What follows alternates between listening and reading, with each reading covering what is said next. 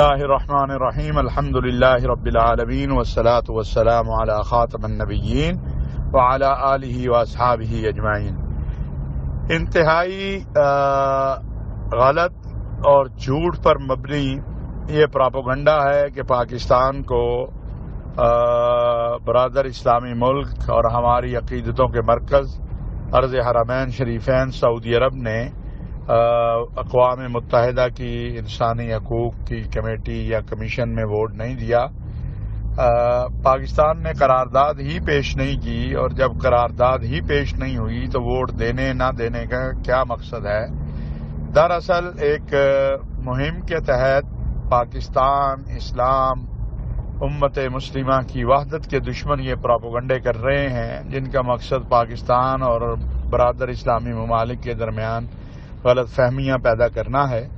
پاکستان کے موقف کی مکمل طور پر سعودی عرب حمایت کر چکا ہے، جس کا اظہار وقتاً فوقتاً ہوتا رہتا ہے، اور ابھی عمران خان صاحب کے دورہ سعودی عرب کے دوران بھی ہوا ہے کہ پاکستان کا جو موقف ہے کہ کشمیر کا مسئلہ اقوام متحدہ کی قراردادوں کے مطابق حل کیا جائے، کرفیو ختم کیا جائے، وہاں کے لوگوں کے انسانی حقوق بحال کیے جائیں، یہ سعودی عرب اس پر OIC اس پر کہہ چکی ہے۔ لہذا قرارداد کیوں نہیں پیش کی گئی، کیا وجہ ہوئی، اس پر ہماری وزارت خارجہ کو بتانا چاہیے۔ لیکن یہ پراپوگنڈا کہ جی سعودی عرب نے ووٹ نہیں دیا، یہ بالکل غلط ہے۔ جب ووٹنگ کا ٹائم آتا تو اس وقت ضرور ووٹ دیا جاتا، یا جو بھی ہوتا، اگر نہ دیا جاتا تب ہم کہتے کہ نہیں دیا۔ اس وقت جب ووٹنگ ہوئی نہیں تو یہ پراپوگنڈا مناسب نہیں ہے۔ یہ وہ بین الاقوامی پراپوگنڈا ہے جس کا مقصد اسلامی ممالک کے آپس میں نفرتیں پیدا کرنا، اور بالخصوص پاکستان اور عرب ممالک کے درمیان نفرت کی فضا پیدا کرنا ہے۔ اس کو ہم مسترد کرتے ہیں۔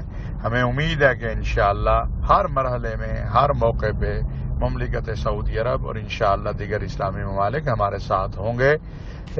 نہ ہم مایوسی کے شکار ہیں، نہ ہم اپنے دوستوں سے مایوس ہیں، اور نہ ہم خود کوئی کمزور ہیں۔ اللہ تعالیٰ نے پاکستان کو ایک قوت بنایا ہے، اللہ تعالیٰ نے پاکستان کو ایک مضبوط طاقت بنایا ہے، اور انشاءاللہ ہم ہر مرحلے میں اللہ کے فضل سے آگے کی طرف بڑھیں گے، اور مسئلہ کشمیر جو ہے اس کے معاملے پہ ہم منتظر ہیں۔